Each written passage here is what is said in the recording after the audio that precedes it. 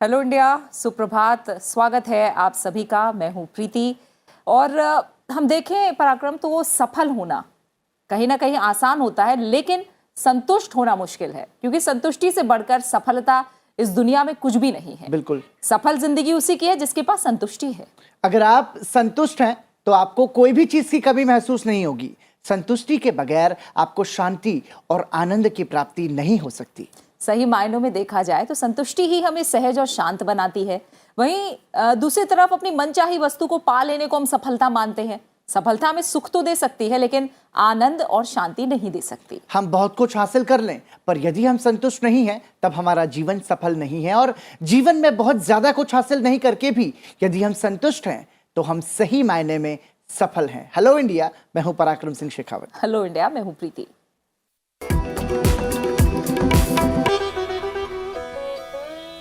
और आइए hello India की शुरुआत करते हैं देश की बड़ी राष्ट्रीय सुर्खियों के साथ। प्रधानमंत्री नरेंद्र मोदी ने उत्तर प्रदेश के मेरठ में मेजर ध्यानचंद खेल विश्वविद्यालय की आधारशिला रखी। विशाल जनसभा को संबोधित करते हुए उन्होंने कहा कि युवा नए भारत के निर्माता हैं। न्यू इंडिया का नेतृत्व भी उनके ही हाथों में है। युवा जिस दिशा में जाएंगे, भारत भी उसी दिशा में आगे बढ़ेगा और दुनिया भारत का अनुसरण करेगी। उन्होंने कहा कि पिछले कुछ वर्षों में उनकी सरकार ने भारतीय खिलाड़ियों को सर्वोच्च प्राथमिकता देते हुए उनके लिए संसाधन, प्रशिक्षण के लिए आधुनिक सुविधाएं, अंतर्राष्ट्रीय स्तर पर बेहतर प्रदर्शन करने और चयन में पारदर्शिता जैसी व्यवस्थाएं की हैं। साथ ही उन्होंने कहा कि उनका संकल्प है और उनका सपना भी है कि युवा खेलों को अन्य पेशों की तरह ही देखें। देश में खेलों के लिए जरूरी है कि हमारे युवाओं में खेलों को लेकर विश्वास पैदा हो, खेल को अपना प्रोफेशन बनाने का हौसला बढ़े। और यही मेरा संकल्प भी है और ये मेरा सपना भी है। मैं चाहता हूं कि जिस तरह दूसरे प्रोफेशंस वैसे ही हमारे युवा स्पोर्ट्स को भी देखें। प्रधानमंत्री नरेंद्र मोदी ने मेरठ यात्रा की शुरुआत ओघड़नाथ मंदिर में पूजा अर्चना के साथ की। यह मंदिर देश के सभी हिस्सों से लोगों को आकर्षित करता है। यह स्वतंत्रता की प्रथम युद्ध से भी जुड़ा हुआ है। प्रधानमंत्री ने शहर में शहीद स्मारक और अमर जवान ज्योति के दर्शन किए। इसके अलावा प्रधानमंत्री ने प्रतिभाशाली खिलाड़ियों से मुलाकात भी की। उपराष्ट्रपति एम वेंकैया नायडू ने कोच्चि में आजादी का अमृत महोत्सव के अंतर्गत नवल फिजिकल एंड ओशियानोग्राफिक लेबोरेटरी में टो एरे इंटीग्रेशन फैसिलिटी का शिलान्यास किया। कार्यक्रम को संबोधित करते हुए उन्होंने कहा कि भारत विश्व शक्ति बनने की राह पर है, इसलिए वो रक्षा क्षेत्र में आत्मनिर्भरता पर ध्यान केंद्रित कर रहा है। उन्होंने रक्षा आयात घटाने के लिए शोध और विकास प्रयासों में तेजी लाने और निजी क्षेत्र को शामिल करने का आह्वान किया। उपराष्ट्रपति ने इस अवसर पर डॉक्टर एपीजे अब्दुल कलाम स्मारक केंद्र का भी उद्घाटन किया। उपराष्ट्रपति एम वेंकैया नायडू ने कोच्चि शिपयार्ड में बनाए जा रहे स्वदेशी विमान वाहक पोत आईएनएस विक्रांत का अवलोकन किया। शिपयार्ड और भारतीय नौसेना के वरिष्ठ अधिकारियों ने उपराष्ट्रपति को आईएनएस विक्रांत की विशेषताओं के बारे में जानकारी दी। उपराष्ट्रपति ने शिपयार्ड में लगभग 45 मिनट का समय बिताया। इस पोत पर लगभग 23,000 करोड़ रुपए की लागत आई है। इसकी अधिकतम गति 28 समुद्री मील प्रति घंटा है और इसकी क्षमता 30 लड़ाकू विमानों और हेलीकॉप्टर को ले जाने की है। भारतीय नौसेना को यह पोत इस वर्ष अगस्त में सौंपा जा सकता है। लोकसभा अध्यक्ष ओम बिरला ने संसदीय क्षेत्र कोटा बूंदी के प्रवास के दौरान यूथ हॉस्टल भवन का शिलान्यास किया। कार्यक्रम में युवाओं को संबोधित करते हुए लोकसभा अध्यक्ष ने कहा कि भारत के युवाओं ने अपनी बौद्धिक क्षमता से देश को गौरवान्वित किया है। आज के युवा का लक्ष्य देश का नवनिर्माण करना है। युवाओं के परिश्रम से ही आने वाले 25 साल में भारत विश्व के सबसे अग्रणी देशों में शामिल होगा।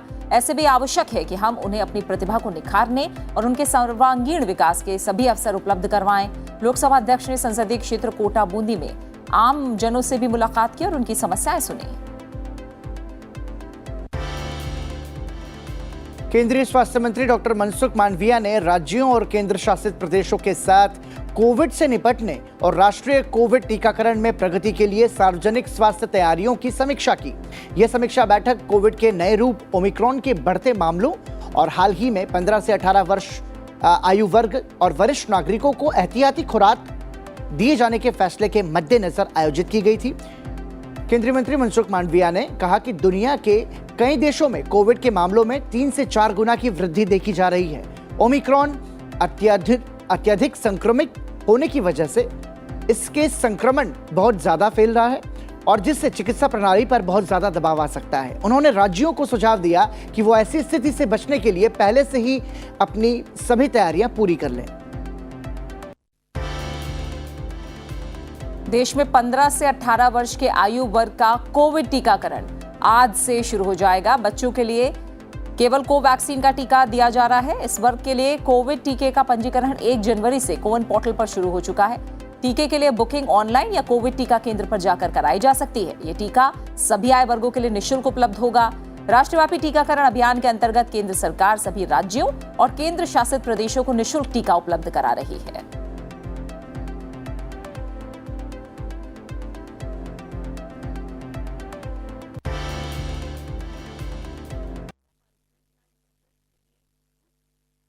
और अब देश की बड़ी खबरों के बाद एक नजर राज्यों से आ रही खबरों पर। केंद्रीय वन, पर्यावरण और जलवायु परिवर्तन मंत्री भूपेंद्र यादव ने लोकटक झील के बारे में मणिपुर राज्य द्वारा प्रस्तावित योजना के संबंध में सभी हितधारकों के साथ समीक्षा बैठक की। केंद्रीय मंत्री राज्य के 3 दिवसीय दौरे पर इम्फाल पहुंचे हैं। उन्होंने कल शाम राज्य के वन मंत्री, लोकटक विकास प्राधिकरण के अध्यक्ष और अधिकारियों, विधायकों, वन और पर्यावरण और मणिपुर राज्य आर्द्र भूमि प्राधिकरण के अधिकारियों के साथ एक समीक्षा बैठक की अध्यक्षता की और झील पर प्रस्तावित योजना पर चर्चा भी की। योजना का नाम लोकटक मणिपुर तर्क संगत उपयोग के लिए एक एकीकृत योजना 2020-2025 है। यह योजना झील के संरक्षण के लिए 2020 में बनाई गई थी। लोकटक एक ऐसी झील है जिसमें दुनिया का एकमात्र तैरता हुआ राष्ट्रीय उद्यान है। बिहार में शीतलहर जारी है। राज्य में अररिया जिले के फारबिसगंज में न्यूनतम तापमान 8 डिग्री सेल्सियस दर्ज किया गया। कड़ाके की ठंड के मद्देनजर पटना, मुजफ्फरपुर और सीतामढ़ी जिला प्रशासन ने 8 जनवरी तक 8वीं कक्षा के सभी सरकारी और निजी शिक्षण संस्थानों को बंद रखने का आदेश दिया है। केंद्र शासित प्रदेश जम्मू कश्मीर के उपराज्यपाल मनोज सिन्हा ने केंद्र शासित प्रदेश में कोविड से उत्पन्न ताजा स्थिति की समीक्षा की। इस उच्च स्तरीय बैठक में सभी जिलों के जिलाधिकारी और पुलिस अधीक्षकों ने भाग लिया। बैठक में कोविड की ताजा स्थिति, ओमिक्रॉन, 15 से 18 वर्ष की आयु वर्ग के लिए कोविड टीकाकरण और स्वास्थ्य बुनियादी ढांचे की तैयारियों की समीक्षा की गई। बैठक में उपराज्यपाल ने सभी अस्पतालों में ऑक्सीजन संयंत्रों का संचालन, जरूरी दवाइयों, आईसीयू और ऑक्सीजन बिस्तरों की उपलब्धता सुनिश्चित करने के लिए कहा है। सेना ने जम्मू कश्मीर में कुपवाड़ा के केरन सेक्टर में घुसपैठ की घटना को नाकाम करते हुए एक आतंकवादी को मार गिराया। अधिकारी ने बताया है कि इस आतंकी की पहचान पाकिस्तान के शब्बीर मलिक के रूप में हुई है। भारतीय सुरक्षा बलों ने हॉटलाइन पर पाकिस्तानी सेना को सूचना देकर कहा है कि वो मारे गए आतंकी का शव ले जाएं। सेना के सूत्रों ने यह भी बताया कि संघर्ष विराम का उल्लंघन करते हुए घुसपैठ की घटना भारत पाकिस्तान के नियंत्रण रेखा के उस पार हुई है। साथ ही घटनास्थल पर AK-47 और 7 ग्रेनेड सहित गोला बारूद मिले हैं। दिल्ली में पिछले 24 घंटे के दौरान कोरोना संक्रमण के 3,144 नए मरीजों का पता चला है। इन्हें मिलाकर राष्ट्रीय राजधानी में संक्रमित मरीजों की कुल संख्या 14,54,121 हो गई है। दिल्ली सरकार के मुताबिक कोरोना वायरस से अब तक 14,20,615 व्यक्ति पूरी तरह स्वस्थ हो चुके हैं। पिछले 24 घंटों में 1,156 रोगी स्वस्थ हुए हैं, जबकि कोरोना संक्रमण से एक व्यक्ति की मौत भी हुई है। फिलहाल राजधानी में 8,397 व्यक्ति कोरोना से संक्रमित हैं। पश्चिम बंगाल सरकार ने राज्य में तेजी से फैल रहे ओमिक्रॉन संक्रमण को देखते हुए कड़ी पाबंदियां लागू की हैं। राज्य सरकार के आदेश के अनुसार स्कूलों, कॉलेजों, विश्वविद्यालयों में सभी तरह की शैक्षिक गतिविधियों पर रोक लगा दी गई है। केवल 50% कर्मचारियों के साथ प्रशासनिक गतिविधियों की अनुमति होगी। सभी निजी और सरकारी कार्यालय भी 50% क्षमता के साथ काम करेंगे।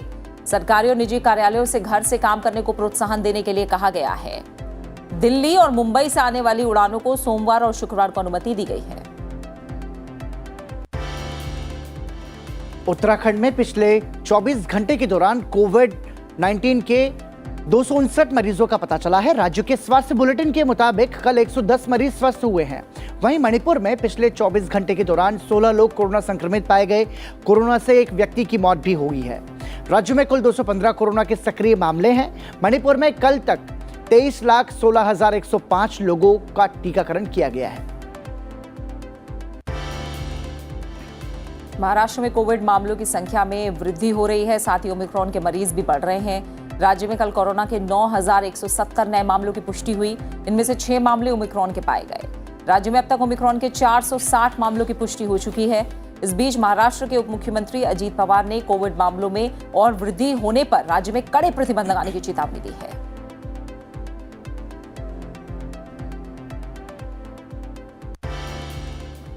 और आइए अब नजर डालते हैं अंतर्राष्ट्रीय सुर्खियों पर। रूस ने अफगानिस्तान में तालिबान सरकार की मान्यता को उनके आश्वासनों से जोड़ दिया है। रूस के विदेश मंत्री सर्गेई लावरोव ने कहा कि इस समय तालिबान को मान्यता देने की बात करना अपरिपक्वता है। उन्होंने कहा कि तालिबान को अपने आश्वासन पूरे करने हैं। इनमें समावेशी सरकार का गठन करना और आतंकवाद और मादक पदार्थों के विरुद्ध संघर्ष शुरू करना शामिल है। लावरोव ने कहा कि तालिबान को संयुक्त राष्ट्र सुरक्षा परिषद की काली सूची से बाहर करने के लिए धीरे धीरे वो काम करेगा। उन्होंने कहा कि तालिबान के प्रतिनिधियों से रूस लगातार संपर्क में है। अमेरिका के विदेश मंत्री एंटनी ब्लिंकन ने कहा है कि तालिबान को अगर अंतर्राष्ट्रीय मान्यता चाहिए तो उसे अपनी नीतियों में सुधार करना होगा। उन्होंने कहा कि अफगानिस्तान ने नए शासकों को मानवाधिकारों का सम्मान करना होगा, आवागमन की अनुमति देनी होगी और बदले की भावना छोड़नी होगी और आतंकवाद के खिलाफ खड़ा होना होगा। उन्होंने अफगानिस्तान की ध्वस्त अर्थव्यवस्था में और ज्यादा नकदी डालने के विकल्पों पर विचार करने का आश्वासन देते हुए कहा कि अमेरिका और उसके सहयोगी इस मामले को देख रहे हैं और यह लाभ सीधा तालिबान को नहीं जाना चाहिए। हाल ही में किए गए सर्वेक्षण के अनुसार कोविड महामारी के शुरू होने से अब तक यूरोप में 10 करोड़ से अधिक कोविड रोगियों की पुष्टि हो चुकी है। ये संख्या विश्व के कुल संक्रमण की 1/3 से अधिक है। हालांकि यूरोप में कोविड से होने वाली मौतों में कमी आ रही है। यूरोप महाद्वीप में ओमिक्रॉन का संक्रमण तेजी से बढ़ रहा है। पिछले 7 दिन में 40,90,000 से अधिक कोविड रोगियों का पता चला है। सिर्फ फ्रांस में पिछले हफ्ते 10 लाख से अधिक कोविड रोगियों की पुष्टि हुई। पिछले हफ्ते यूरोप में हर दिन 3,413 कोविड रोगियों की मौत हुई। पिछले साल जनवरी में प्रतिदिन यूरोप में 5,735 रोगियों की मौत दर्ज की गई थी। नेपाल सरकार ने देश में आने वालों पर ओमिक्रॉन वेरिएंट को लेकर लागू यात्रा प्रतिबंध में ढील देने का फैसला किया है। नेपाल मंत्रिमंडल ने उन यात्रियों को नेपाल आने की अनुमति देने का निर्णय लिया है जिनमें कोविड संक्रमण जैसे लक्षण नहीं हैं। इन्हें 10 दिन के लिए घर में क्वारंटीन यानी कि पृथकवास में रहना होगा। यात्रियों का पूर्ण टीकाकरण होना चाहिए और उनके पास 72 घंटे के भीतर की नेगेटिव पीसीआर रिपोर्ट होनी चाहिए।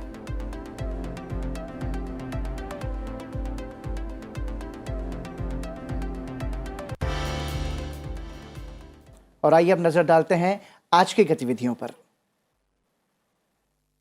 उपराष्ट्रपति केरल में सेंट कुरियाकोस की 150वीं पुण्यतिथि पर आयोजित कार्यक्रम में आज शामिल होंगे। उपराष्ट्रपति उच्च शिक्षा संस्थान के परिणाम आधारित शिक्षा प्रयोग नाम के पुस्तक का विमोचन करेंगे। साथ ही साथ उपराष्ट्रपति एम वेंकैया नायडू एर्नाकुलम में ICAI institute of chartered accountant of India भवन की आधारशिला भी रखेंगे। वहीं राज्यसभा की कार्मिक लोक शिकायत कानून और न्याय संबंधी समिति की बैठक आज संसद भवन परिसर में होगी।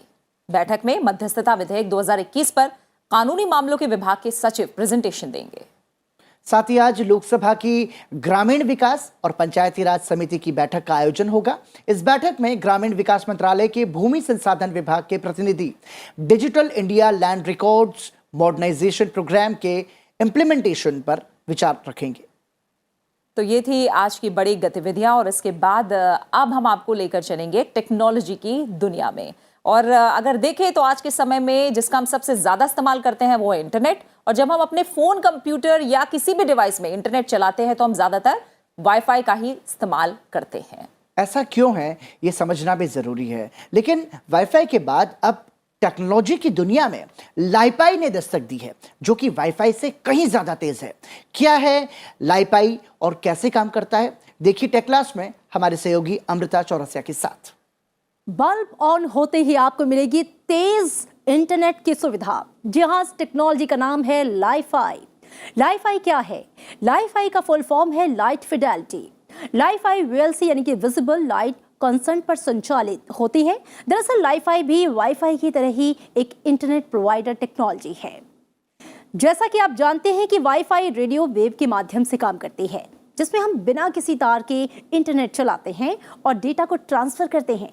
लेकिन लाईफाई टेक्नोलॉजी में एलईडी लाइट का इस्तेमाल होता है, क्योंकि इसमें लाइट के जरिए डेटा को ट्रांसफर किया जाता है, इसलिए इसकी स्पीड भी लाइट के जितनी ही तेज है। यानी ये वाईफाई से 1000 गुना ज्यादा तेज है।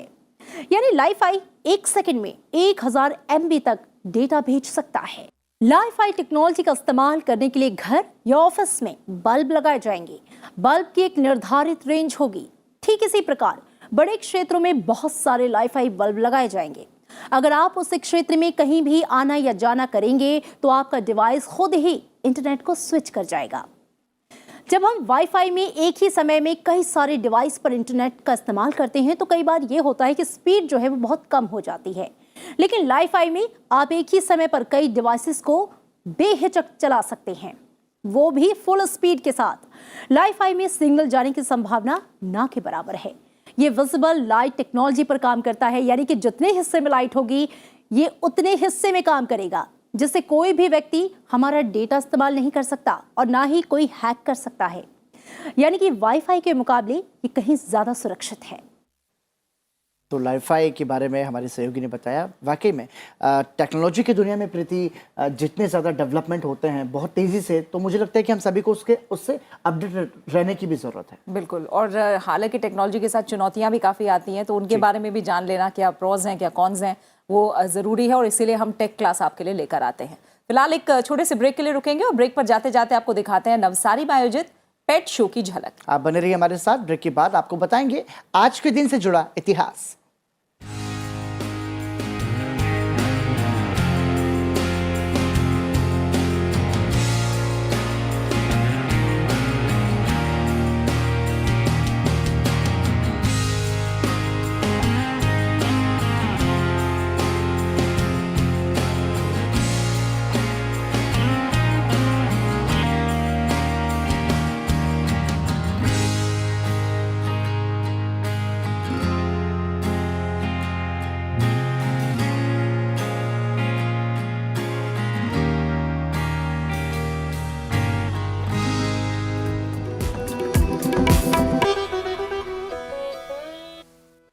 No force can stop the change whose time has come. An emerging global power in a fast-changing geopolitical environment. With a goal to modernize, to showcase our defenders who are always battle-ready.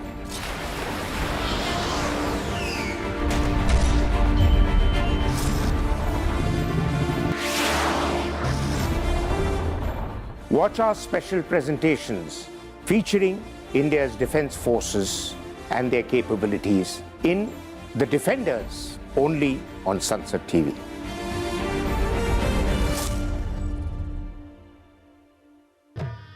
अगर मैं शशधर आचार्य हूं, अगर मैं मुखौटा प्रयोग करता हूं, तो उस मुखौटा, अगर मैं कृष्ण का मुखौटा धारण करता हूं, अगर मैं दुर्गा का मुखौटा धारण करता हूं, तो मुझे कोई भी व्यक्ति, कोई भी ऑडियंस ये नहीं पहचान पाएगा कि ये शशधर आचार्य है।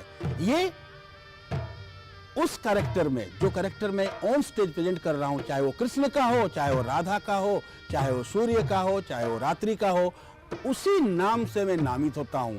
यही छऊ नृत्य की विशेषता है।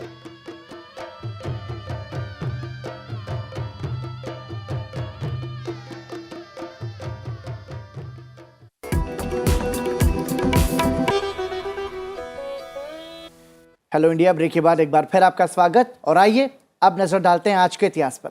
आइए जानते हैं आज के दिन से जुड़े इतिहास के बारे में और आपको बताते हैं कि इतिहास के पन्नों में 3 जनवरी के नाम क्या खास घटनाएं दर्ज हैं। 3 जनवरी वर्ष 1831 में महाराष्ट्र के सतारा जिले में सावित्रीबाई फुले का जन्म हुआ। फुले भारत की पहली महिला शिक्षिका रहीं। सावित्रीबाई फुले शिक्षक होने के साथ भारत के नारी मुक्ति आंदोलन की पहली नेता, समाज सुधारक और मराठी कवयित्री भी रहीं। उन्हें बालिकाओं को शिक्षित करने के लिए समाज का कड़ा विरोध झेलना पड़ा, जिस कारण स्कूल जाने पर समाज ने उन्हें पत्थर भी मारे। समाज में महिलाओं को हक दिलाना सावित्रीबाई फुले का सबसे बड़ा लक्ष्य रहा। 3 जनवरी वर्ष 1959 में अलास्का अमेरिका का 49वां राज्य बना। आमतौर पर कोई भी राज्य पहले से ही उस देश का हिस्सा होता है या फिर उस राज्य को युद्ध में जीतकर या फिर उस पर कब्जा करके उसे देश का हिस्सा बनाया जाता है। लेकिन अलास्का एक ऐसा राज्य है जिसे अमेरिका द्वारा रूस से लगभग 45 करोड़ रुपए में खरीदा गया। वर्तमान में अलास्का संयुक्त राज्य अमेरिका के 50 राज्यों में सबसे बड़ा राज्य है। इस राज्य का नाम अलास्का रूसी साम्राज्य के समय से ही इस्तेमाल होता आ रहा है, जिसे बाद में अमेरिका ने भी नहीं बदला। अलास्का का मतलब होता है मुख्य भूमि या महान भूमि। 3 जनवरी वर्ष 2002 में प्रोफेसर सतीश धवन का निधन हुआ। वे एक भारतीय रॉकेट वैज्ञानिक थे जिनका जन्म भारत के श्रीनगर में हुआ। उन्होंने वर्ष 1972 में भारतीय अंतरिक्ष अनुसंधान संगठन इसरो के अध्यक्ष के रूप में भारतीय अंतरिक्ष कार्यक्रम के जनक विक्रम साराभाई का स्थान ग्रहण किया। वे बेंगलुरु स्थित भारतीय विज्ञान संस्थान IISc के लोकप्रिय प्रोफेसर थे। उन्हें भारत में प्रायोगिक तरल गतिकी अनुसंधान के जनक और विक्षोभ व परिसीमा परतों के क्षेत्र में प्रख्यात शोधकर्ताओं में से एक माना जाता है। उनकी मृत्यु के बाद आंध्र प्रदेश के श्रीहरिकोटा में स्थित भारतीय उपग्रह प्रमोचन केंद्र का नाम सतीश धवन अंतरिक्ष केंद्र के रूप में पुनर्नामकरण किया गया। और आज के इतिहास के बाद आइए अब बात करते हैं आपकी और हमारी सेहत की। अच्छी सेहत के लिए सबसे सरल उपाय है नियमित योग। योग में आज आपको बताते हैं सरल भुजंगासन। आइए जानते हैं कि ये सरल भुजंगासन कैसे करें और इसके क्या क्या फायदे हमें मिल सकते हैं।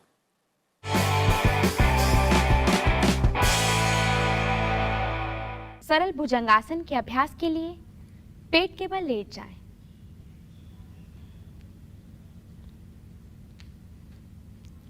अपनी दोनों टांगों को मिलाएं, दोनों भुजाएं श्वास भरते हुए सामने की ओर।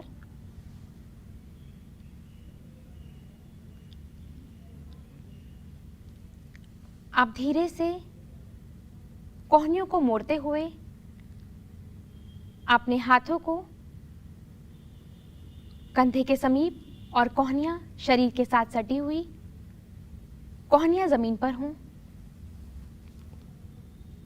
श्वास भरते हुए अपनी गर्दन, कंधे और छाती वाले भाग को, चेस्ट रीजन को ऊपर की ओर उठाएं।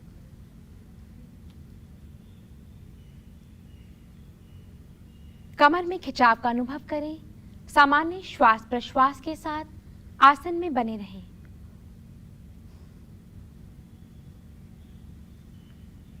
श्वास छोड़ते हुए धीरे से वापस आएं।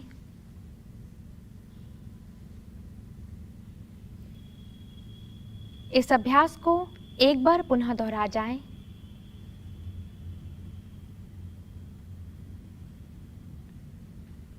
ध्यान दें, जिन्हें हर्निया, हाई बीपी की समस्या हो या जिनकी रीसेंट एब्डोमिनल सर्जरी हुई हो, वह इस अभ्यास को ना करें। श्वास छोड़ते हुए धीरे से वापस आ जाएं और विश्राम करें।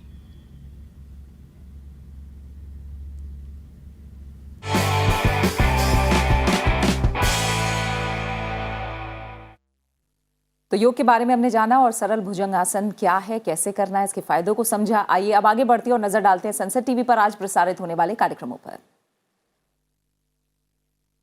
हेलो इंडिया के बाद सुबह 10:30 बजे से आप देखिए हमारा विशेष कार्यक्रम स्मार्ट खेती। शाम 7 बजे समसामयिक मुद्दों पर बड़ी बहस, मुद्दा आपका। शाम 7:30 बजे आप देखिए वाइब्रेंट भारत और 8 बजे देखिए दिन भर की बड़ी खबरों पर आज की खबर। रात 8:30 बजे आप सनसेट टीवी पर देख सकते हैं ट्रांसफॉर्मिंग इंडिया और रात 9 बजे अभिव्यक्ति। 9:30 बजे देखना ना भूलिए पर्सपेक्टिव और रात 10 बजे द डिफेंडर्स।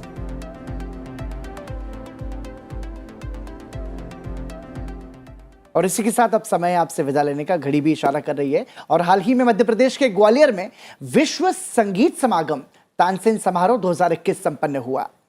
और इस बार ये 97th तानसेन समारोह था। ये कार्यक्रम मध्य प्रदेश सरकार का संस्कृति विभाग तानसेन की समाधि के पास आयोजित करता है।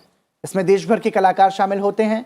जाते जाते आपको छोड़े जाते हैं समारोह की एक खास सितार प्रस्तुति के साथ। इसी के साथ मुझे और प्रीति को दीजिए इजाजत। और समय खराब है, महामारी का स्तर जिस तरीके से बढ़ रहा है, फैल रहा है, सनसेट टीवी अपने सभी दर्शकों से अपील करता है कि ध्यान रखें। और प्रीति, 15 से 18 वर्ष के जो किशोर हैं उनको आज से वैक्सीन की शुरुआत हुई है। बिल्कुल, और 1 तारीख से इसके लिए रजिस्ट्रेशन भी शुरू हो चुका है। तो जो भी पात्र हैं वो जरूर अपना वैक्सीनेशन कराएं और कोविड एप्रोप्रिएट जो बिहेवियर है उसका जरूर पालन करें। अपने आप को स्वस्थ रखें, अपना ख्याल रखें। इजाजत दीजिए, नमस्कार।